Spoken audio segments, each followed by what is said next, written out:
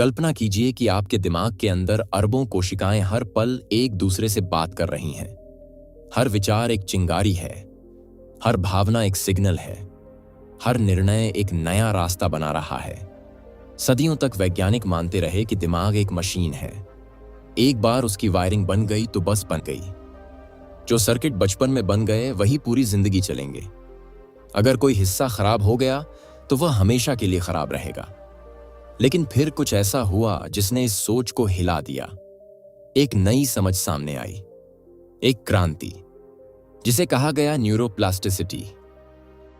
इसका अर्थ था कि दिमाग पत्थर नहीं है, वह बदल सकता है, वह खुद को दोबारा गढ़ सकता है, वह अपने रास्ते नए बना सकता है। अब सवाल उठता है, अगर दिमाग बदल सकता है तो उसे बदलता कौन है? यहीं से शुरू होती है इस किताब की सबसे बड़ी खोज। लेखक बताते हैं कि सिर्फ बाहरी अनुभव ही दिमाग को नहीं बदलते, बल्कि आपकी जागरूक सोच, आपका ध्यान, आपकी इच्छा शक्ति, आपकी कॉन्शियस चॉइस भी दिमाग की संरचना को बदल सकती है। कल्पना कीजिए कि आपके दिमाग में दो रास्ते हैं, एक आदत का, एक जागरूक निर्णय का। जब आप बिना सोचे समझे कोई प्रतिक्रिया देते हैं, जैसे गुस्सा, जैसे डर, जैसे चिंता, तो आप पुराने रास्ते को मजबूत कर रहे होते हैं। लेकिन जब आप रुकते हैं, सांस लेते हैं और कहते हैं कि मैं अलग तरह से प्रतिक्रिया दूंगा, तो उसी क्षण आप एक नया न्यूरल सर्किट बना रहे होते हैं। यह कोई रूपक नहीं है, यह वास्तविक जैविक प्रक्रिया है। दिमाग के अंदर न्यूरॉन्स के बीच कनेक्शन मजबूत या कमजोर होते हैं। जितना ज्यादा आप किसी विचार को दोहराते हैं, उतना ज्यादा वह सर्किट मजबूत होता जाता है। इसका मतलब क्या है? इसका मतलब है कि चिंता की आदत चिंता को मजबूत करती है, डर की आदत डर को मजबूत करती है, और सकारात्मक सोच सकारात्मक सर्किट को मजबूत करती है। लेकिन कहानी यहीं खत्म नहीं होती। किताब में एक बेहद महत्वपूर्ण उदाहरण दिया गया है, ऑब्सेसिव कंपल्सिव डिसऑर्डर यानी ओसीडी के मरीजों का। इन मरीजों के दिमाग में कुछ सर्किट अत्यधिक सक्रिय हो जाते हैं। उन्हें बार बार एक ही विचार आता है, बार बार एक ही डर, और वह मजबूरी में एक ही काम दोहराते रहते हैं। पहले यह माना जाता था कि यह पूरी तरह बायोलॉजिकल समस्या है, दिमाग की खराबी है और बस दवा ही समाधान है। लेकिन लेखक ने एक अलग रास्ता अपनाया। उन्होंने मरीजों को सिखाया कि जब वह विचार आए तो उसे सच मत मानो, उसे सिर्फ एक दिमागी सिग्नल समझो। उन्होंने मरीजों को 4 स्टेप्स सिखाए। पहला, विचार को पहचानो। दूसरा, उसे एक झूठा अलार्म कहो। 13, अपना ध्यान किसी और रचनात्मक काम में लगाओ। चौथा, उस विचार की शक्ति को कम होते हुए देखो। अब यहां चमत्कार हुआ। सिर्फ मानसिक अभ्यास से, सिर्फ जागरूक ध्यान से उनके दिमाग के स्कैन बदल गए। हाँ, ब्रेन स्कैन। जो सर्किट पहले अत्यधिक सक्रिय थे, वे शांत होने लगे। इसका अर्थ था कि मन ने दिमाग को बदल दिया। यहां एक बहुत गहरी बात समझने की जरूरत है। आपका मन और आपका दिमाग एक ही चीज नहीं है। दिमाग भौतिक है, न्यूरॉन्स का नेटवर्क है, रासायनिक प्रतिक्रियाओं का समूह है। लेकिन मन आपकी जागरूकता है, आपका ध्यान है, आपकी पसंद है, और यही मन दिमाग की दिशा तय कर सकता है। जब आप बार बार किसी विचार को चुनते हैं, तो आप अपने दिमाग की संरचना को आकार दे रहे होते हैं। आप हर दिन, हर घंटे, हर मिनट अपने मस्तिष्क की वास्तुकला बना रहे हैं। अगर कोई व्यक्ति खुद को सक्षम मानता है, तो वह आत्मविश्वास का सर्किट बना रहा है। यही कारण है कि आदतें इतनी शक्तिशाली होती हैं। आदतें सिर्फ व्यवहार नहीं हैं, वे न्यूरल हाईवे हैं। जितना ज्यादा उपयोग, उतना चौड़ा रास्ता। लेकिन अच्छी खबर यह है, पुराने रास्ते बंद भी हो सकते हैं। अगर आप उन्हें उपयोग करना बंद कर दें, तो वे कमजोर पड़ने लगते हैं। दिमाग ऊर्जा बचाने वाली मशीन है। जो रास्ता ज्यादा उपयोग में आता है, वही टिकता है। इसलिए अगर आप चिंता को फीड करना बंद कर दें, अगर आप गुस्से को दोहराना बंद कर दें, अगर आप डर को सच मानना बंद कर दें, तो धीरे धीरे वह सर्किट कमजोर पड़ जाएगा और एक नया रास्ता मजबूत होने लगेगा। यह प्रक्रिया आसान नहीं है, क्योंकि पुराना रास्ता ऑटोमेटिक है, लेकिन यही तो स्वतंत्र इच्छा की ताकत है। किताब एक बहुत साहसी दावा करती है कि फ्री विल सिर्फ एक दार्शनिक विचार नहीं है, वह जैविक वास्तविकता है। जब आप कहते हैं कि मैं इस विचार को नहीं चुनूंगा, आप अपने दिमाग में एक वास्तविक बदलाव शुरू कर रहे होते हैं। यह समझना बेहद जरूरी है। आप अपने विचार नहीं हैं, आप वह हैं जो विचार को देख सकता है, और जो देख सकता है वह चुन भी सकता है। यह किताब हमें सिखाती है कि मानसिक अनुशासन, फोकस, ध्यान सिर्फ आध्यात्मिक बातें नहीं हैं, वे न्यूरोलॉजिकल प्रक्रियाएं हैं। जब आप ध्यान करते हैं, जब आप किसी लक्ष्य पर केंद्रित रहते हैं, जब आप नकारात्मक विचार को रोकते हैं, तो आप अपने मस्तिष्क को प्रशिक्षित कर रहे होते हैं। जैसे जिम में मांसपेशियां बनती हैं, वैसे ही दिमाग में सर्किट बनते हैं। हर दोहराव एक नई मजबूती, हर जागरूक निर्णय एक नया कनेक्शन। तो सवाल यह है, आप आज क्या दोहरा रहे हैं? डर या साहस, चिंता या शांति, शिकायत या कृतज्ञता? क्योंकि जो आप दोहराते हैं वही आप बनते जाते हैं, और यही इस किताब का केंद्रीय संदेश है। मन सिर्फ दिमाग का परिणाम नहीं है, मन दिमाग का निर्माता भी है। यह समझ जीवन बदल सकती है। जब हम इस विचार को सच में स्वीकार कर लेते हैं कि मन दिमाग को बदल सकता है, तब जीवन की पूरी दिशा बदलने लगती है। क्योंकि अब हम खुद को परिस्थितियों का शिकार नहीं मानते, बल्कि अपने आंतरिक ढांचे के निर्माता के रूप में देखने लगते हैं। सोचिए, एक बच्चा जो पियानो सीखना शुरू करता है, शुरुआत में उसकी उंगलियां उलझती हैं, सुर बिगड़ते हैं, दिमाग को समझ नहीं आता कि कौन सी उंगली कब दबानी है। लेकिन अभ्यास के साथ धीरे धीरे वही दिमाग नए कनेक्शन बनाता है, वही उंगलियां सहज हो जाती हैं, और जो पहले असंभव लगता था वही स्वाभाविक बन जाता है। यही सिद्धांत भावनाओं पर भी लागू होता है। अगर कोई व्यक्ति सालों से चिंता की आदत में जी रहा है, तो उसका दिमाग चिंता में माहिर हो चुका है। वह बिना कारण भी खतरा ढूंढ लेता है। लेकिन अगर वही व्यक्ति रोज थोड़ा सा अभ्यास करे, हर बार चिंता आने पर रुककर खुद से कहे, यह सिर्फ एक सिग्नल है, यह हकीकत नहीं है, और फिर ध्यान को किसी रचनात्मक काम में लगाए, तो धीरे धीरे दिमाग सीखता है कि हर सिग्नल पर अलार्म बजाना जरूरी नहीं है। यहां एक गहरी बात छुपी है। ध्यान जहां जाता है, ऊर्जा वहीं जाती है, और जहां ऊर्जा जाती है, संरचना वहीं बनती है। किताब बताती है कि मस्तिष्क के भीतर न्यूरॉन्स एक साथ फायर करते हैं, और जब वे बार बार साथ फायर करते हैं, तो उनका कनेक्शन मजबूत हो जाता है। इसे ही कहा जाता है कि जो कोशिकाएं साथ सक्रिय होती हैं, वे साथ जुड़ती हैं। इसका मतलब है कि अगर आप हर सुबह उठते ही अपने दिन को लेकर तनाव महसूस करते हैं, तो आपने दिन की शुरुआत तनाव के सर्किट को सक्रिय करके की है। लेकिन अगर आप उठते ही कुछ क्षण शांत सांस लेते हैं, अपने लक्ष्य को याद करते हैं और कृतज्ञता महसूस करते हैं, तो आपने एक अलग सर्किट को जगाया है। धीरे धीरे यह छोटा सा चुनाव आपकी पहचान बन जाता है। लेखक एक और महत्वपूर्ण बात समझाते हैं कि दिमाग में दो तरह की प्रक्रियाएं चलती रहती हैं, एक स्वचालित और दूसरी जागरूक। स्वचालित प्रक्रियाएं तेज हैं, वे आदतों से चलती हैं, वे ऊर्जा बचाती हैं, लेकिन वे अक्सर पुराने पैटर्न दोहराती हैं। दूसरी तरफ जागरूक प्रक्रिया धीमी है, उसे प्रयास चाहिए, उसे ध्यान चाहिए, लेकिन वही प्रक्रिया नए रास्ते बनाती है। जब आप किसी पुराने पैटर्न को तोड़ने की कोशिश करते हैं, तो आपको प्रतिरोध महसूस होता है, क्योंकि स्वचालित प्रणाली आराम चाहती है, वह परिचित रास्ता चाहती है। लेकिन अगर आप थोड़ी देर टिक जाएं, थोड़ी देर जागरूक बने रहें, तो धीरे धीरे नया रास्ता मजबूत होने लगता है। यही कारण है कि बदलाव शुरू में कठिन लगता है। आपका दिमाग आपको पुराने तरीके से जीने के लिए खींचता है, लेकिन आपकी इच्छा शक्ति आपको नए तरीके की ओर धकेलती है। यह संघर्ष ही विकास है। किताब में यह भी बताया गया है कि मानसिक अभ्यास सिर्फ विचार बदलना नहीं है, बल्कि भावनात्मक प्रतिक्रिया को नया रूप देना है। उदाहरण के लिए, अगर कोई व्यक्ति अपमान को तुरंत गुस्से से जोड़ देता है, तो यह एक मजबूत सर्किट है।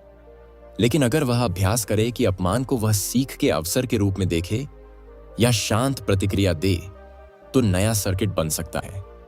यह जादू नहीं है, यह दोहराव है। हर बार जब आप अलग प्रतिक्रिया चुनते हैं तो आप अपने दिमाग को संदेश देते हैं कि यही नया रास्ता है। समय के साथ पुराना रास्ता घास से ढक जाता है और नया रास्ता राजमार्ग बन जाता है। यह समझ हमें जिम्मेदारी भी देती है, क्योंकि अब हम यह नहीं कह सकते कि मैं ऐसा ही हूं, मेरा स्वभाव ऐसा ही है, मेरा दिमाग ऐसा ही है। अब हमें पता है कि स्वभाव भी अभ्यास का परिणाम है। यहां एक और गहरी परत खुलती है। अगर मन दिमाग को बदल सकता है तो क्या चेतना सिर्फ न्यूरॉन्स की गतिविधि है या कुछ और भी है? लेखक इस प्रश्न को खुला छोड़ते हैं, लेकिन वे यह स्पष्ट करते हैं कि चेतना एक सक्रिय शक्ति है। वह सिर्फ दर्शक नहीं है, वह सहभागी है। जब आप किसी विचार को महत्व देते हैं तो आप उसे न्यूरोलॉजिकल वास्तविकता में बदलने की प्रक्रिया शुरू कर देते हैं। इसलिए लक्ष्य सिर्फ सकारात्मक सोच नहीं है, बल्कि अनुशासित सोच है। क्योंकि दिमाग निष्पक्ष है, वह वही मजबूत करेगा जो आप बार बार देंगे, चाहे वह डर हो या साहस। अब कल्पना कीजिए कि यह सिद्धांत शिक्षा पर लागू हो, स्वास्थ्य पर लागू हो, रिश्तों पर लागू हो। एक छात्र जो खुद को कमजोर मानता है, वह हर असफलता को अपने विश्वास की पुष्टि के रूप में देखेगा और उसका दिमाग उसी पैटर्न को मजबूत करेगा। लेकिन अगर वह हर गलती को सीख के रूप में देखे तो उसका दिमाग प्रयास के सर्किट को मजबूत करेगा।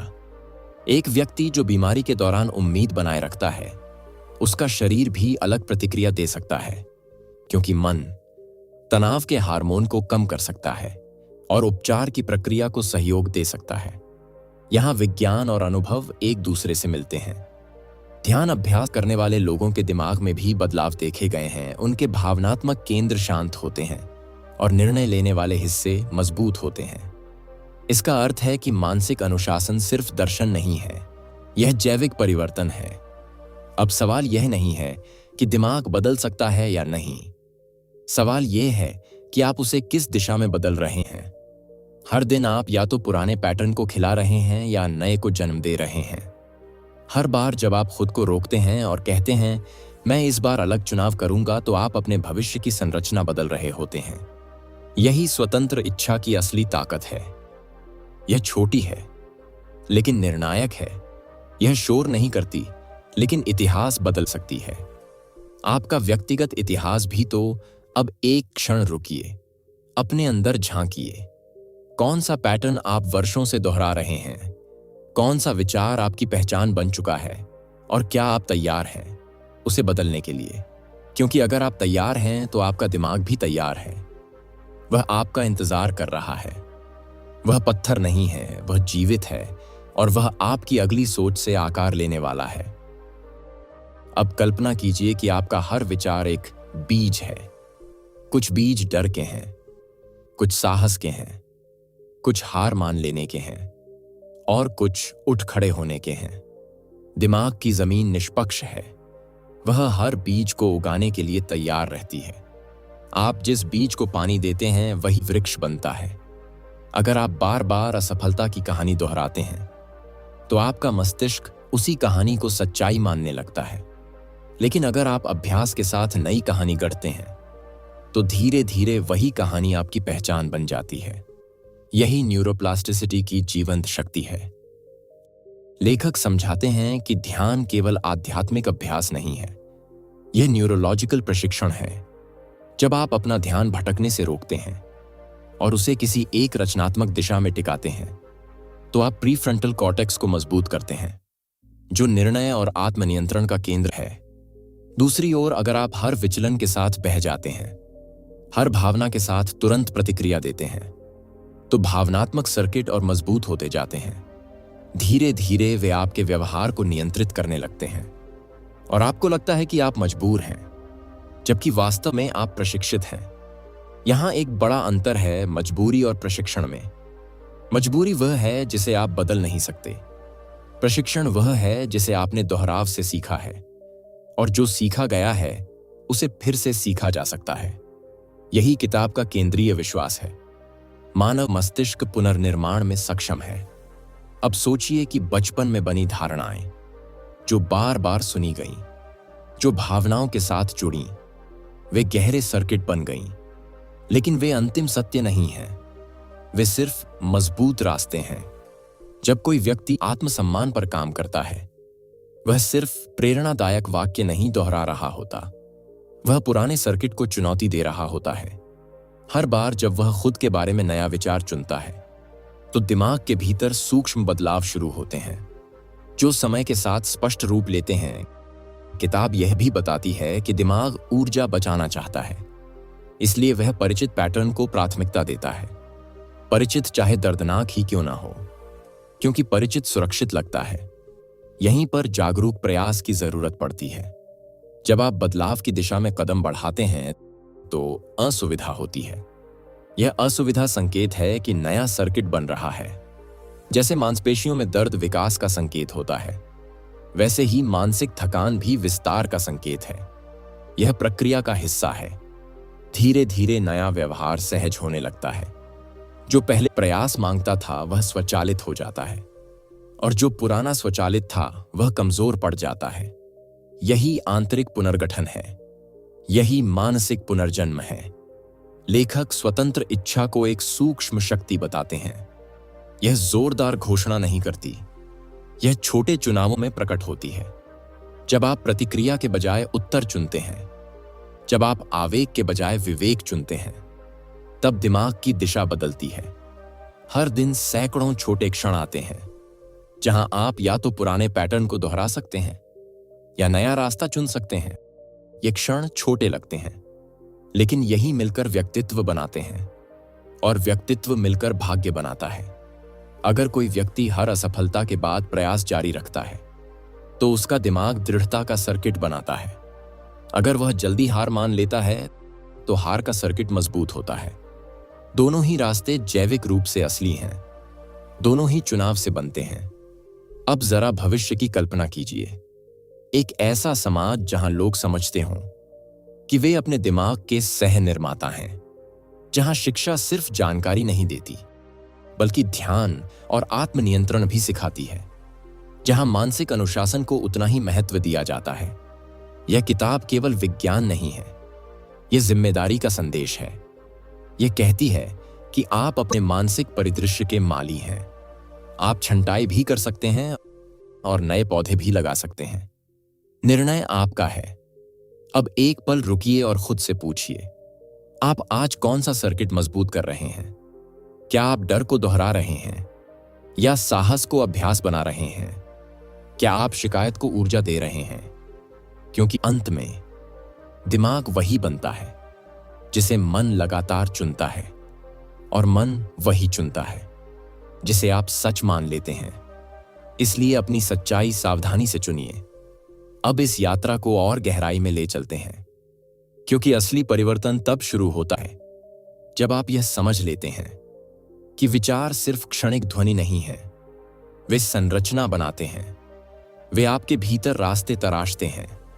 हर बार जब कोई नकारात्मक स्मृति उभरती है, आपके पास दो विकल्प होते हैं। या तो आप उसमें डूब जाएं, या उसे देखकर कहें यह अतीत है, यह वर्तमान की सच्चाई नहीं है। यहीं से नया प्रशिक्षण शुरू होता है।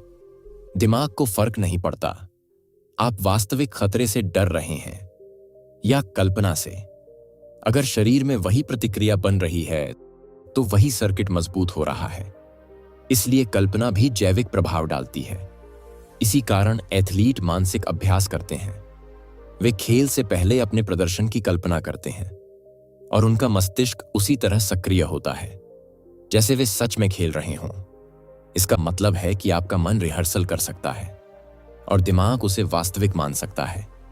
अब सोचिए, अगर आप हर दिन अपने भविष्य की सकारात्मक छवि बनाएं, खुद को मजबूत रूप में देखें, चुनौतियों को पार करते हुए देखें, तो आपका मस्तिष्क उसी दिशा में खुद को व्यवस्थित करने लगेगा। यह कोई जादुई सोच नहीं है, यह तंत्रिका विज्ञान है। लेखक बताते हैं कि भावनाएं गोंद की तरह काम करती हैं। जिस विचार के साथ गहरी भावना जुड़ती है, वह ज्यादा तेजी से मजबूत होता है। इसलिए आघात गहरा असर छोड़ता है, और इसलिए गहरा प्रेम भी जीवन बदल देता है। तो अगर आप बदलाव चाहते हैं, तो केवल शब्द नहीं बदलने होंगे, भावनात्मक ऊर्जा भी बदलनी होगी। जब आप विश्वास के साथ नया विचार अपनाते हैं, तभी वह गहराई तक जाता है, तभी सर्किट टिकाऊ बनता है। यहां धैर्य सबसे बड़ा साथी है, क्योंकि दिमाग रातों रात नहीं बदलता। पुराने रास्ते वर्षों में बने हैं, उन्हें मिटने में समय लगेगा, लेकिन हर जागरूक दोहराव उन्हें कमजोर करता है। कई बार आपको लगेगा कि कुछ नहीं बदल रहा, आप फिर से पुराने पैटर्न में गिर जाएंगे, लेकिन यही अभ्यास का हिस्सा है। हर वापसी के बाद फिर उठना नया सर्किट और मजबूत करता है। यह प्रक्रिया लहरों की तरह है, एक कदम आगे, आधा कदम पीछे, फिर 2 कदम आगे। धीरे धीरे दिशा बदल जाती है। अब कल्पना कीजिए, अगर यह समझ बचपन से सिखाई जाए, बच्चों को बताया जाए कि उनका दिमाग लचीला है, कि असफलता स्थायी पहचान नहीं है, कि अभ्यास संरचना बदल देता है, तो आत्मविश्वास की नई पीढ़ी तैयार हो सकती है। यह किताब हमें यह भी याद दिलाती है कि मन की शक्ति का अर्थ जिम्मेदारी है। आप अपने विचारों को अनदेखा नहीं कर सकते, क्योंकि वे चुपचाप भविष्य का ढांचा बना रहे हैं। आप चाहे ध्यान दें या न दें, हर शिकायत, हर आलोचना, हर आशा, हर सपना दिमाग में एक निशान छोड़ता है। अब एक गहरी सांस लें और महसूस करें कि इस क्षण भी आपका दिमाग बदल रहा है। आप जो सुन रहे हैं, जो समझ रहे हैं, वह भी नए कनेक्शन बना रहा है। यही जीवंतता है, यही विकास है, यही मानव होने की अनोखी क्षमता है।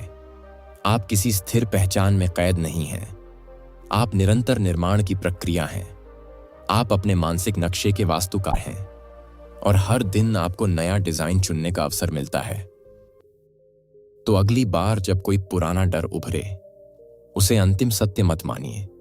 उसे एक पुराने सर्किट की आवाज समझिए और शांति से नया चुनाव कीजिए।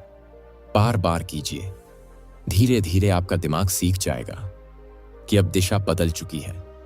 अब आप पुराने रास्ते के यात्री नहीं रहे, अब आप नए मार्ग के निर्माता हैं। और जब यह बदलाव गहराई से स्थापित हो जाता है, तो जीवन की चुनौतियां भी अलग दिखने लगती हैं, क्योंकि अब आप प्रतिक्रिया नहीं, चयन से जी रहे होते हैं। यही मन की शक्ति है, यही दिमाग की लचक है, यही वह संगम है जहां विज्ञान और आत्मानुशासन मिलते हैं। यह पूरी यात्रा हमें एक मूल सत्य तक लेकर आती है। दिमाग पत्थर नहीं है, वह जीवित है, लचीला है, और हर अनुभव, हर विचार, हर ध्यान के साथ बदलता रहता है। किताब का सार यही है कि मन केवल दिमाग का परिणाम नहीं है, मन दिमाग को दिशा देने वाली शक्ति भी है। आपकी जागरूकता, आपका ध्यान, आपकी इच्छा शक्ति, आपके चुनाव मस्तिष्क के भीतर वास्तविक जैविक परिवर्तन शुरू कर सकते हैं। न्यूरोप्लास्टिसिटी बताती है कि जो सर्किट बार बार उपयोग होते हैं वे मजबूत होते हैं, और जिनका उपयोग बंद हो जाता है वे कमजोर पड़ जाते हैं। इसका अर्थ है कि आदतें स्थायी नहीं हैं, डर स्थायी नहीं है, चिंता स्थायी नहीं है। आत्मविश्वास भी सीखा जा सकता है। ओसीडी के उदाहरण से यह स्पष्ट हुआ कि मानसिक अभ्यास सिर्फ सोच बदलने की प्रक्रिया नहीं है, बल्कि दिमाग की संरचना बदलने की प्रक्रिया है।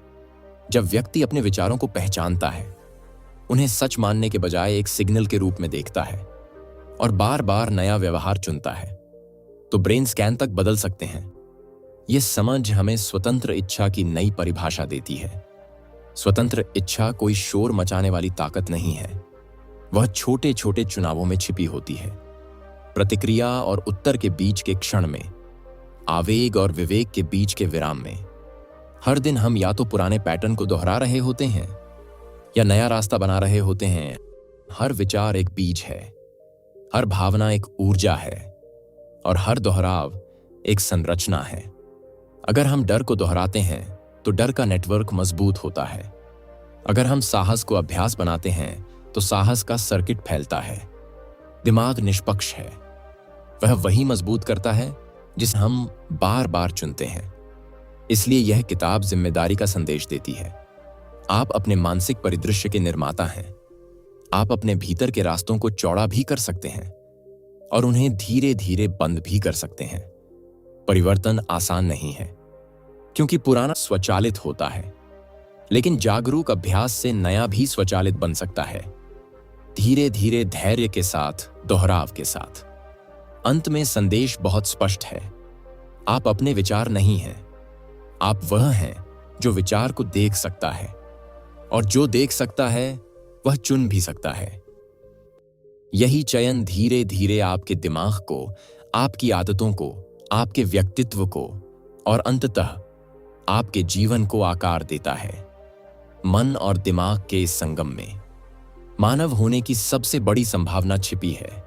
आप स्थिर पहचान नहीं हैं, आप निर्माण की प्रक्रिया हैं, और हर नया दिन आपको यह अवसर देता है कि आप अपने मस्तिष्क की अगली संरचना सचेत रूप से चुनें।